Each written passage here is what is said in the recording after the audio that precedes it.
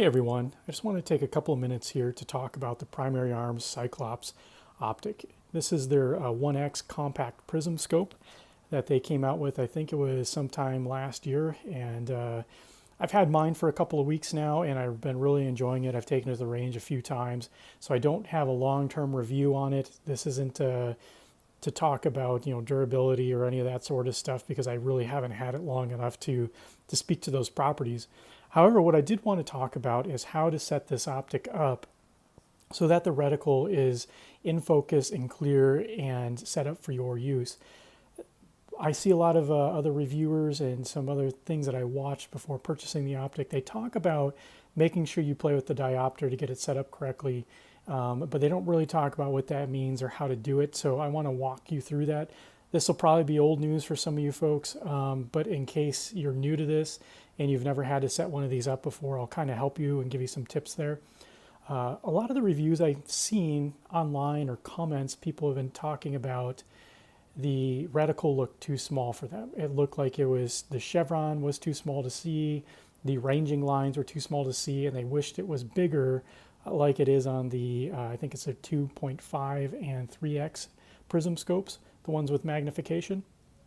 And I have to wonder with what's going on is if they had the same situation I had when I got mine. So when I took mine out of the box and mounted it up to the rifle and took a look through it, I had this reticle picture that kind of looked more like this. The lead-in lines were tiny, the chevron was really tiny, hard to see, the donut was there, but the whole thing looked like it was really far out and tiny, and I was like, wow, maybe I made a bad choice. Maybe those folks complaining about how small the reticle is, maybe they were right. But so I took out the manual and I looked at the diopter adjustment range. I noticed that the manual says that it has a correction factor of -3 for the nearsighted folks, all the way over to +3 for the far-sighted folks. Now this is talking about if you're not wearing corrective lenses. If you don't have glasses and you're not wearing corrective lenses and you're a little bit on the nearsighted side, you're going to be somewhere over in this scale. And then same thing if you're on the far-sighted scale, you're going to be kind of over here on this side. Now, if you're wearing corrective lenses or glasses, you should be somewhere in the middle. So what had happened was, and I don't know if all of the optics are shipping like this from Primary Arms, but my diopter was turned all the way in till this adjustment ring here. You'll see there's this gap here. This adjustment ring was touching the edge of this scope. So this was turned. If you turn it all the way to the right, you get all the way to the far side over here. So I was all the way over here, which is why my reticle looked really small and really far out in the distance. So if they're all shipping that way from Primary Arms, then that might explain why people's first impressions when they pull them out of the boxes and look through them, that my reticle is too far away. So the first thing you should do is determine where the diopter is set from the factory or where yours is currently set.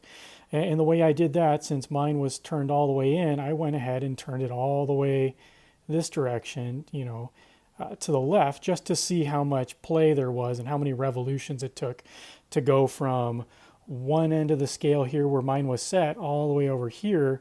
So I knew where the middle was. And so this is really where you want to start your adjustment. You want to get the diopter ring to be somewhere in the 0 range and then work for it a little bit left or a little bit right to get your reticle in focus. What you'll notice if you turn your the diopter all the way in is the reticle is really small.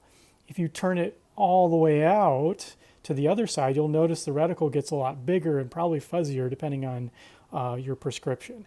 So once you get it set in the correct zone, the reticle neither looks big or small, and it looks like it's the correct adjustment in the correct size. So you can see the chevron clearly. You can see the lead-in lines clearly. The donut looks good. So that's what you need to do. So go ahead and once you get yours, get it set up. This gap here is kind of what it looks like when it's in the middle. So I wear corrective lenses and I don't have astigmatism, and so I got it to the middle setting here, and I just played with it a little bit left and a little bit right until I got it to where it's super clear and easy to see. So I hope that helps you getting yours set up. And it shouldn't look too far away and distant, and it shouldn't look too close and blurry. It should look just right whenever you snap the rifle up to take a shot. Hopefully you found that helpful, and good luck with your setup, and happy shooting, folks.